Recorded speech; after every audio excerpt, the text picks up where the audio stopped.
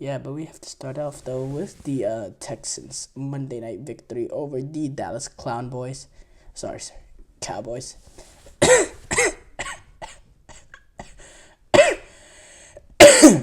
Yeah, I had to throw that one in there. But the Texans were able to rout the Cowboys on Monday Night Football, get the or at the end of the game, comfortable victory over the Cowboys with the 27 to 10 or 34 to 10 victory over the Cowboys. Joe Mixon had himself a day. It was 20 carries for 109 yards and 3 touchdowns. He averaged 5.5 yards a carry, and he was effective in the run game. Stroud had himself a pedestrian game, 23 of 34, 257. One god-awful interception that we'll get to. But overall, this game was all about... This was all bad Cowboys rather than good Houston, I have to say.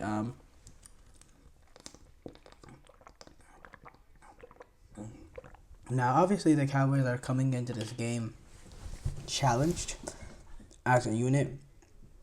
They've been reeling of late. They've dropped a lot of games, and they don't have their quarterback for the rest of the season. So, we know it's over for them, for the Dallas Cowboys, and this game, essentially put the nail in the coffin. Now if they were able to get the victory in this game and put themselves at 4-6, maybe you had some sort of outside hope, but yeah, season was over. Cooper Rush, he made a few throws here and there. I thought he had a really nice ball into CeeDee Lamb to make it a 4th and 1. Probably his best throw of the game. That 4th and 1 ended up not 4th and 2. That 4th and 2 ended up not getting completed, which was a momentum shifter as the Cowboys had the ball down 10, and that really changed the game. They had the ball down 10, 20 to 10. They actually ended up hitting a 64-yard field goal on that drive. Penalty extended the drive.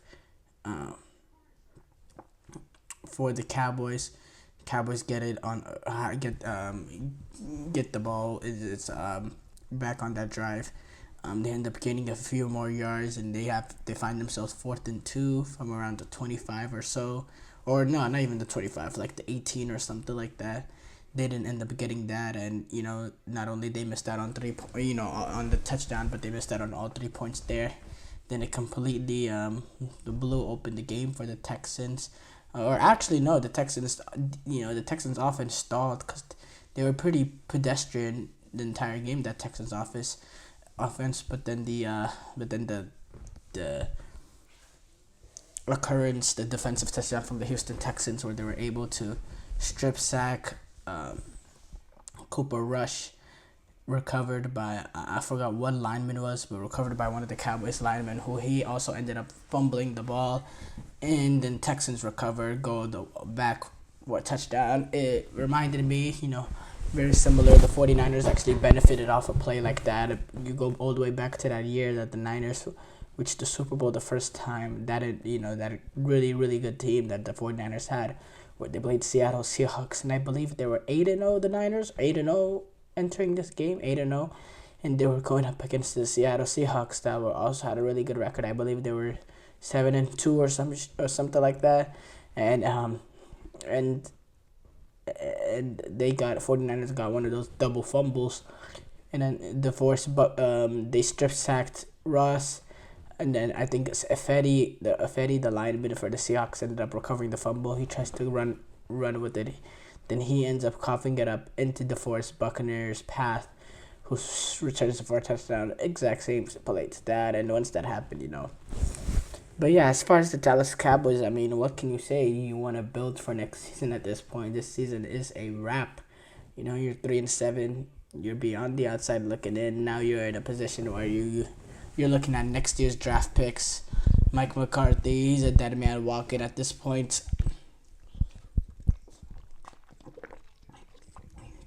I can't see him being around that much longer in terms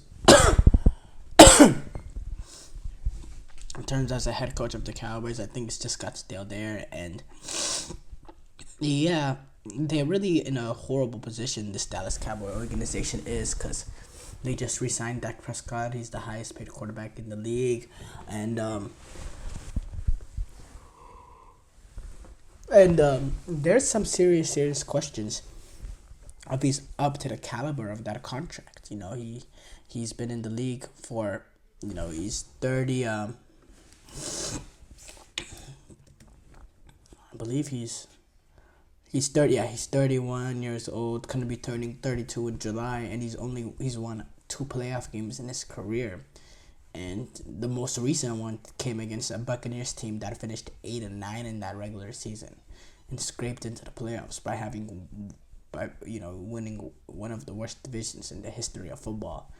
Uh, so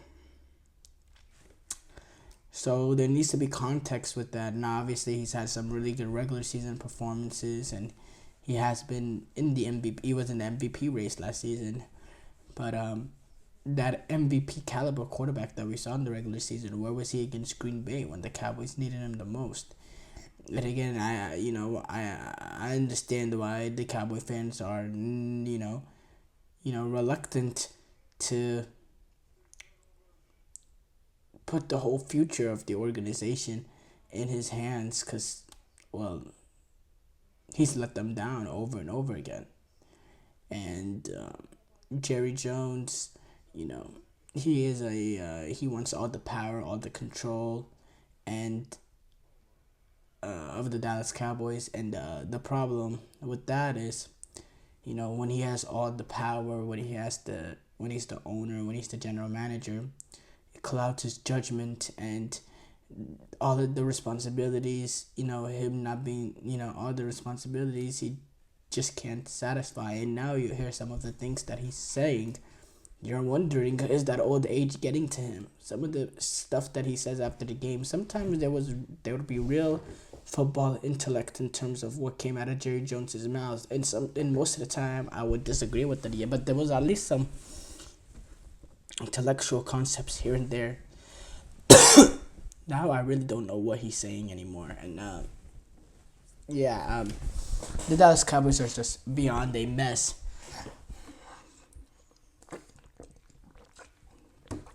As far as the Houston Texans, I have to say I think I've been pretty underwhelmed with them this season, and I thought this game was the story of that. Now it took that moment, that double fumble from Cooper Rush and the Cowboy lineman to break this game open, because the Texans offense was pedestrian. And the Texans defense, they've been elite this season. They've been playing like a top 8 unit, and they're really the reason why the Houston Texans are 7-4. Or else this would be a really underwhelming season if you're a Texans fan. If you're a Texans fan, I have to say I think the sophomore slump of CJ Stroud has been real. He is not performing the level that he did in his rookie year. This is 2 straight games now where he's thrown. In these 2 games, this game and the Detroit game, he has thrown 3 god awful interceptions. I mean, all 3 have been awful. They've been awfully inaccurate, and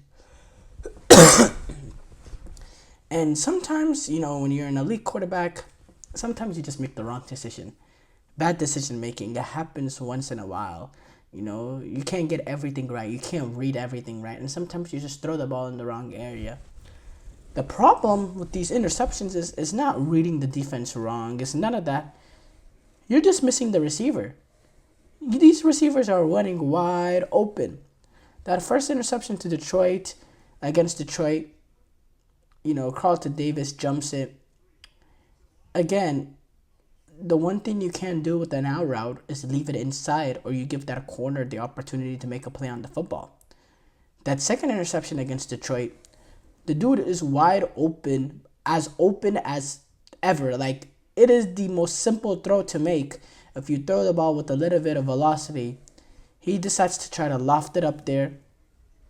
Not only is it short, but the ball is thrown so slow that it gives Carlton Davis an opportunity to basically fair catch it before he got the interception. And then this one, I mean, he misses. I believe it was. I don't know if it was Tank Dell or or Nico Collins.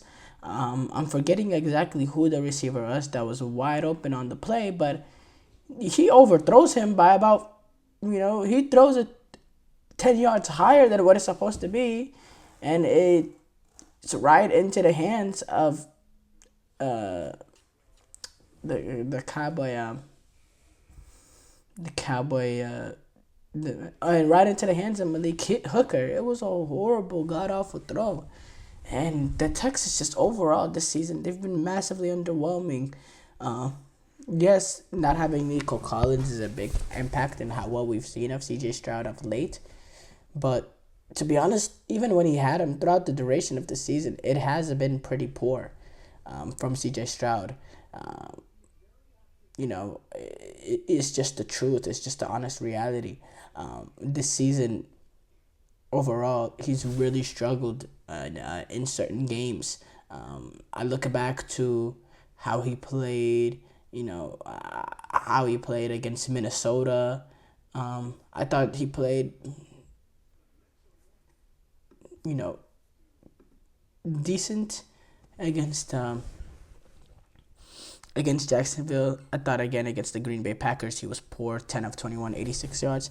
It's not the same CJ Stroud, and I don't think it's the same Houston Texans as last season. So, when you look at teams like Pittsburgh, Baltimore, Kansas City, I don't put them in Houston in that class.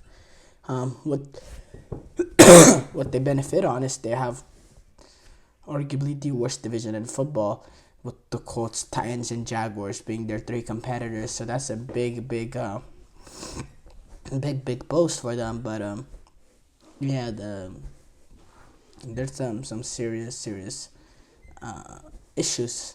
If you're Houston Texans fans, at least in my opinion, with the relative expectations coming into the season, with CJ Stroud being in the second year, I think it's been a pretty poor start to the season.